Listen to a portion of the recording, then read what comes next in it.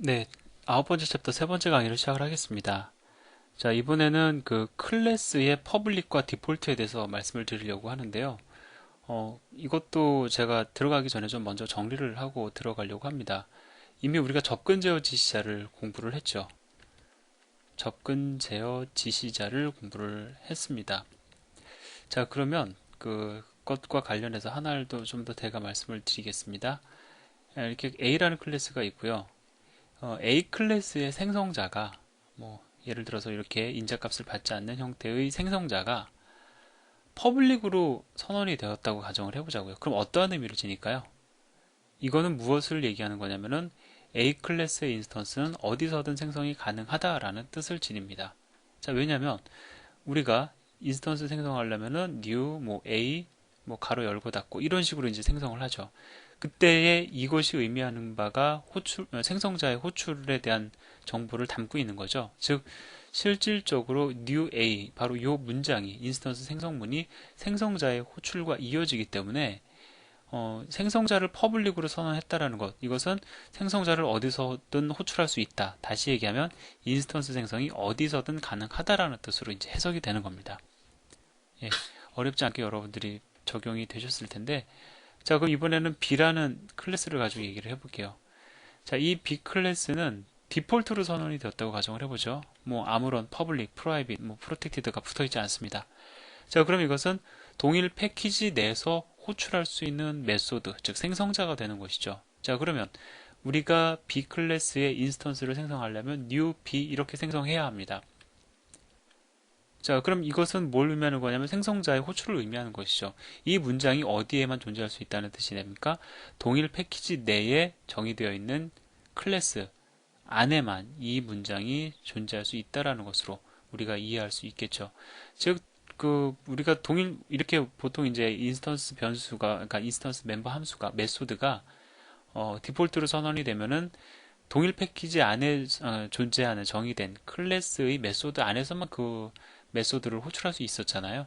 그런 측면으로 여러분들이 이해를 하시면 됩니다.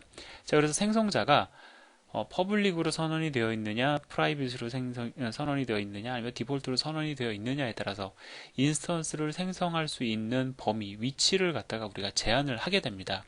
그래서 여러분들은 인스턴스의 생성과 관련해서 내가 어디까지만 인스턴스 생성을 허용하겠다라고 하셨을 때에 생성자를 퍼블릭으로 둘 거냐, 프라이빗으로 둘 거냐를 통해 가지고 그것을 제한을 하실 수가 있습니다. 그런데 인스턴스의 생성을 제한하는 것이 한 가지가 더 있어요. 도구가 하나가 더 있습니다. 자바에서. 그러니까 그게 조금 헷갈릴 수가 있는데 그냥 도구가 하나 더 있다고 생각을 하시면 좋을 것 같아요. 자, 그게 바로 뭐냐면은 클래스의 퍼블릭과 디폴트입니다.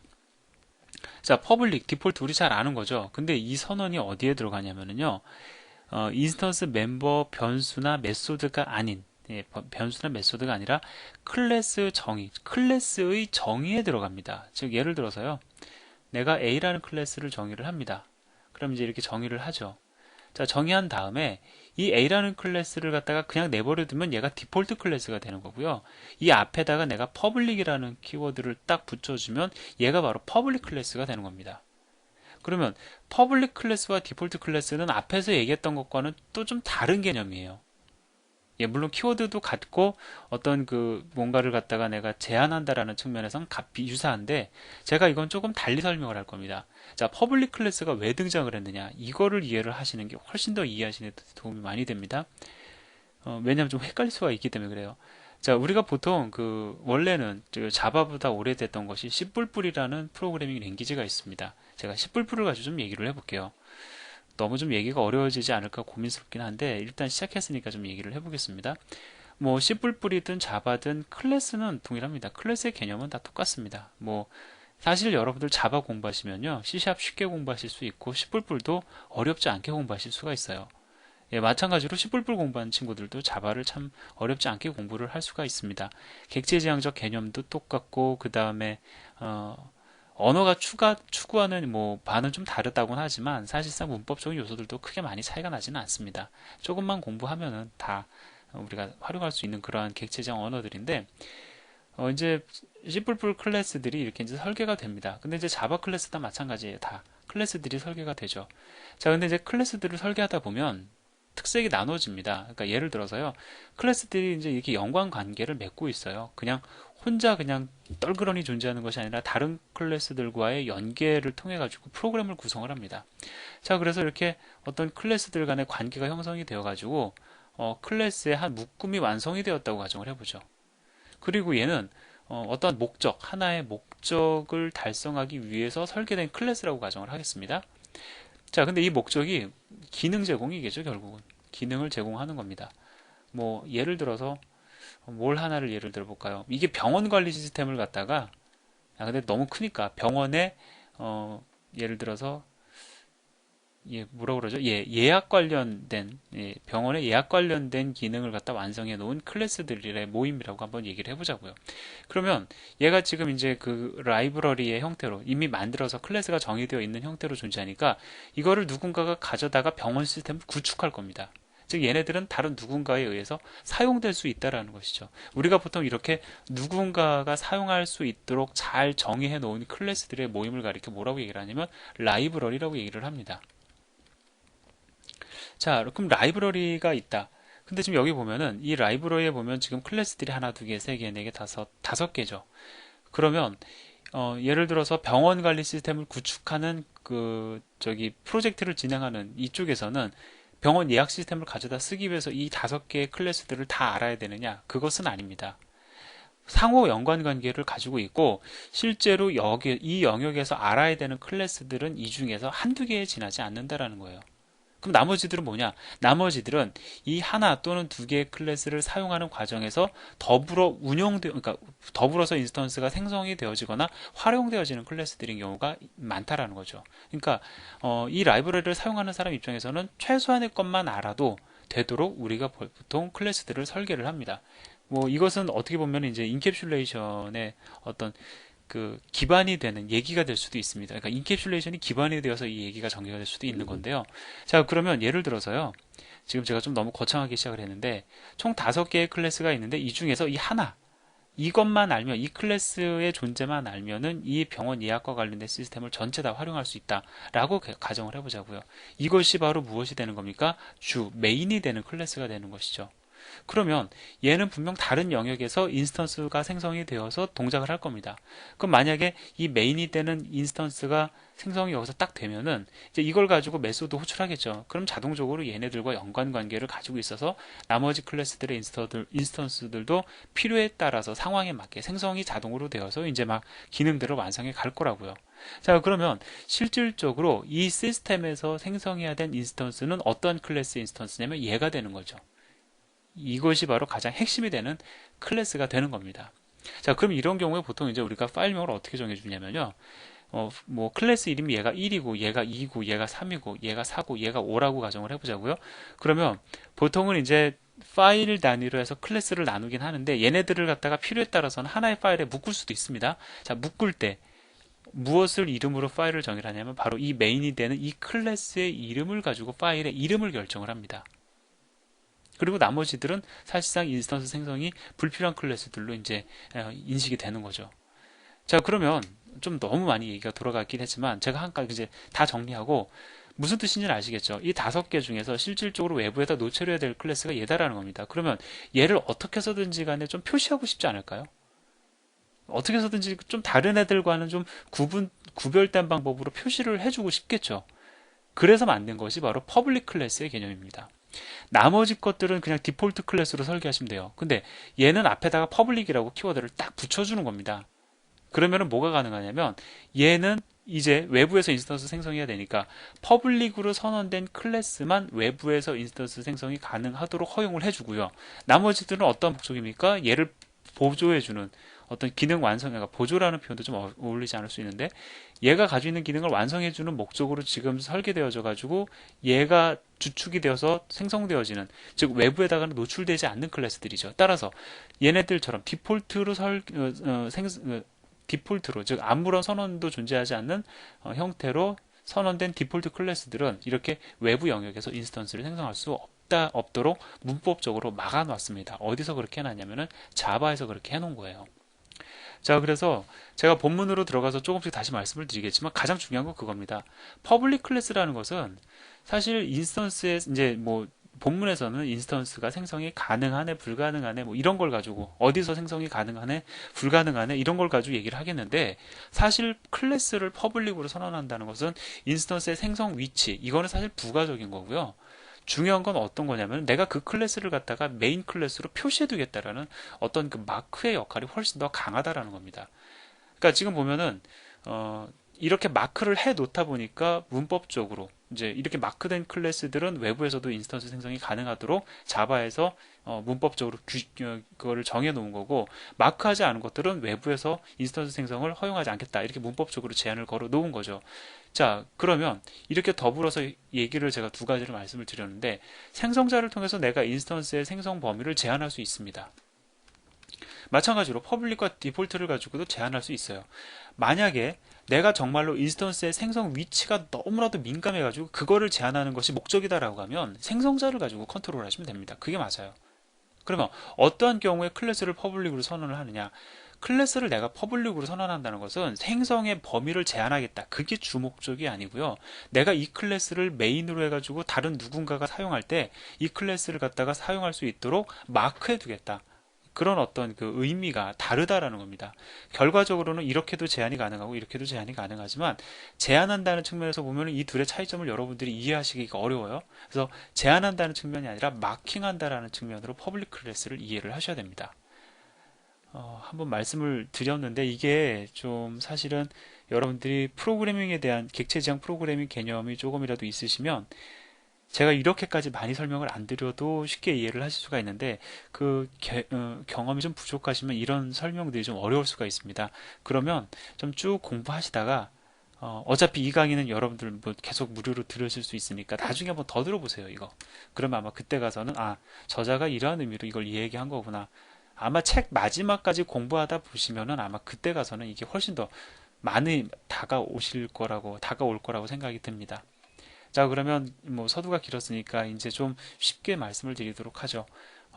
중요한 거는 제가 다 말씀을 드렸다고 생각이 드는데, 자, 디폴트 클래스의 특징은 뭐냐면, 동일한 패키지 내에 정의된 클래스에 의해서만 인스턴스 생성이 가능하다. 이것은 어디까지나 문법적인 설명입니다. 예, 문법적 설명입니다. 책에서는 뭐 앞에서 제가 말씀드린 것들, 그런 것들, 좀 민감한 것들을 다루기가 좀 책의 성격이 안 맞기 때문에 우리가 지금 기본서잖아요. 언어서다 보니까 객체지향 서적이 아니기 때문에 그런 거를 다루는데 한계가 있는 게 조금 안타깝긴 하지만 어쨌든 그렇습니다. 자, 이러한 특징이 있습니다. 그러면 이게 무엇을 뜻하는지 문법적으로 좀 보도록 하죠. 자, 얘는 디폴트 선언되어 있습니다. 얘도 디폴트 선언되어 있습니다. 자, 디폴트로 선언이 되면 동일 패키지 내에서 정의된 클래스에 의해서만 인스턴스 생성이 가능하다. 지금 보면 얘는 애플 패키지에 묶였죠. 얘는 이제 그 발음 안 좋기 때문에 그냥 배라고 얘기를 하겠습니다. 배 패키지에 묶여 있습니다. 그런데 지금 보면 배 패키지 내에 존재하는 BBB 클래스가 애플 패키지에 묶여 있는 AAA 클래스의 인스턴스를 생성을 하려고 하고 있죠. 이것이 허용이 안 된다라는 겁니다. 왜? 애플 패키지가 A 클래스가 디폴트 클래스로 선언이 되었기 때문에 그렇습니다. 반면에 얘가 퍼블릭으로 선언이 되었다라고 하면은 어디서든 인스턴스 생성이 가능하니까 생성이 가능했었겠죠. 이것이 바로 디폴트 클래스가 지니는 문법적인 특성입니다. 자, 퍼블릭 클래스. 자, 여기서 제가 가장 강조하고 싶은 것 뭐냐면 바로 이겁니다. 일단 하나씩 읽어볼게요. 예, 동일한 패키지 내에 정의된 클래스에 의해서만 인스턴스 생성이 가능하다. 이거는 제가 지금 잘못 입력을 한 겁니다. 퍼블릭 클래스는 어디서든지 인스턴스 생성이 가능하죠. 제가 이거는 프레젠테이션 자료를 고쳐 놓겠습니다. 자, 마크해 놓는 거예요. 내가 여러 개, 한 소스 파일 안에 여러 클래스들이 있는데, 이 클래스 되게 중요합니다. 마크해 놓고 싶어요. 그러면 마크가 또 너무 많으면 또 눈에 잘 드러나지가 않지 않습니까? 그래서 오래전 이미 여러분들의 선배 개발자들이 하나의 클래스 안에 마크하고 싶은 하나의 소스 파일 안에 내가 마킹하고 싶은 주요 클래스들은 딱딱 하나씩밖에 담아 오질 않았었습니다. 그러한 그 선배들의 그 프로그래밍 스타일을 자바는 문법으로 그냥 정형화시켜 버린 거죠. 그래서 하나의 소스 파일에는 하나의 클래스만 퍼블릭으로 선언이 가능하다. 이걸 좀 달리 얘기해 볼까요? 하나의 소스 파일에 여러 개의 클래스가 있는데 그 중에서 하나의 클래스만 퍼블릭으로 마킹이 가능하다. 이렇게 이해를 하시는 것이 훨씬 더 정확할 것 같습니다. 그리고 마킹을 했으면 그 파일에서는 그 클래스가 제일 중요해요. 따라서 퍼블릭 클래스의 이름과 소스 파일의 이름을 일치하도록 또한 문법적으로 제한해 놨습니다. 자, 이것들이 뭐냐면 바로 퍼블릭 클래스를 눈에 띄게, 제가 눈을 좀 그려볼게요. 이게 눈으로 보여야 됩니다. 예, 눈에 띄게 하기 위한 하나의 수단이다라는 것이죠. 그리고 퍼블릭 클래스는 외부에 노출하기 위한 클래스니까는 어디서든 인스턴스 생성이 가능하도록 문법적으로 정의를 해 놓은 것입니다. 또 이렇게 제 딴에는 염려스러워서 막 얘기를 하는데 이미 다 상황 파악 다 하시고 또 그 내용적으로 파악이 다 되셨으면은 제가 정말로 길게 터무니없이 강의를 하는 꼴이 되는 것이죠. 자, 그럼 또 이제 또 문법적인 얘기 좀 해보도록 할까요? 생성자는 퍼블릭인데 클래스는 디폴트다. 이런 상황이 발생할 수 있습니다. 그랬을 때의 결과를 좀 얘기를 해보도록 하죠. 자, 퍼블릭입니다. 그러면 이 클래스의 인스턴스는 어디서든 생성이 가능하죠. 예. 그런데 문제 뭐냐면 생성자가 지금 현재 보면은 디폴트입니다. 그러면 디폴트로 선언이 되어 있으면은 동일 패키지로 묶여 있으면 생성이 가능하지만 그 이외의 영역에서는 생성이 불가능하죠. 즉, 얘는 많이 이렇게 오픈을 해주려고 퍼블릭으로 선언을 했는데 실제로 얘는 그걸 좁혀놨습니다. 그러면은 어디에 따라갈까요? 이곳에 따라가야 되겠죠. 예. 자, 따라서 이렇게 클래스가 정의가 되면은요. 생성자가 디폴트로 선언이 되었기 때문에 작은 걸 기준으로 따라가는 겁니다. 동일 패키지 내에서만 인스턴스 생성이 가능합니다. 자, 이 경우에도 마찬가지예요. 자, 생성자가 퍼블릭입니다. 그런데 클래스가 디폴트예요. 그럼 작은 거 따라가야 되겠죠? 큰 거 따라가는 거 아닙니다. 예. 외부에서 생성자 호출할 수 있어요. 예, 할 수 있습니다. 하지만 인스턴스 생성이 기본적으로 안 되기 때문에 예, 불가능하다라는 것이죠. 따라서 클래스가 디폴트로 선언이 되면 클래스 자체적으로 생성자가 퍼블릭으로 선언이 되어도 예, 동일 패키지 내에서만 인스턴스 생성이 허용이 됩니다.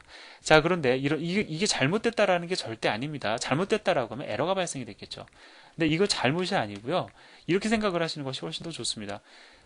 일단 뭐 패키지 관계에서 뭐 예를 들어서 A 클래스를 갖다가 이렇게 디폴트로 선언을 했다라는 것은 이 클래스를 갖다가 누구에게 예를 들어서 뭐 패키지 1이 있고 패키지 2가 있다. 그러면 패키지 1에 얘가 속해 있다고 가정을 하겠습니다.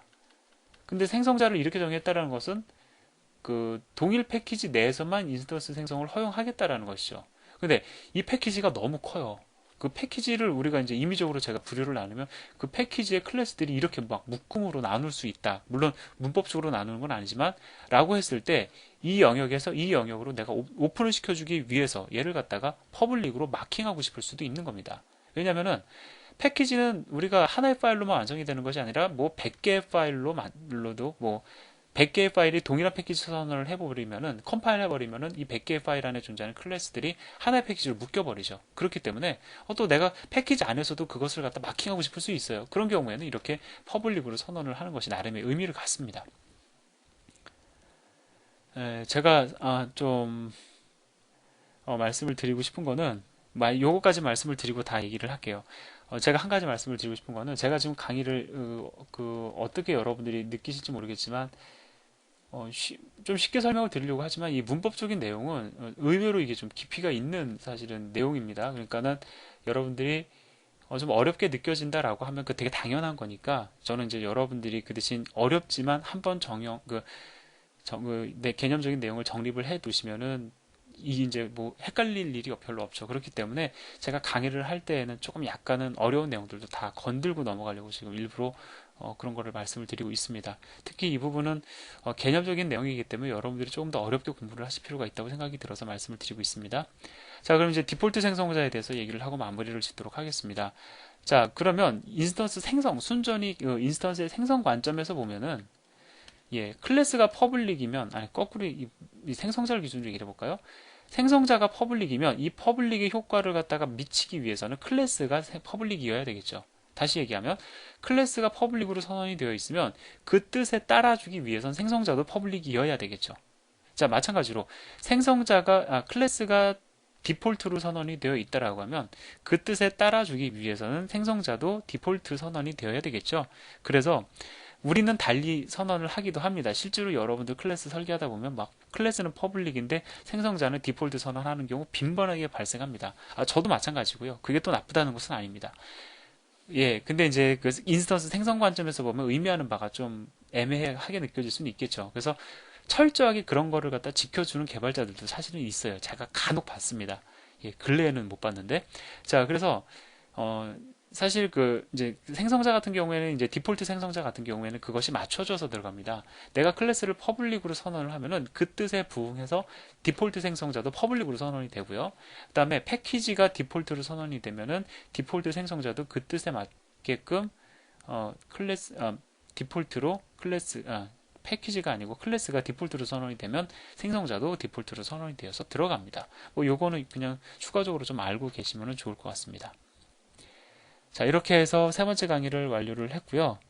예, 제가 지금 말씀을 드리면서도 이런 부분들이 조금 경험해보지 않으면 이해가 안 되는, 오히려 문법적인 내용들은 쉬울 수가 있습니다. 그냥 보고 결과를 가지고 내가 파악할 수 있는데 지금 제가 말씀드린 것 중에서는 경험해야 되는 내용들이 좀 많았어요. 그래서 여러분들이 조금 어렵게 느끼지 않으셨을까 좀 고민을 하면서 어쨌든 강의를 완료를 하겠습니다. 감사합니다.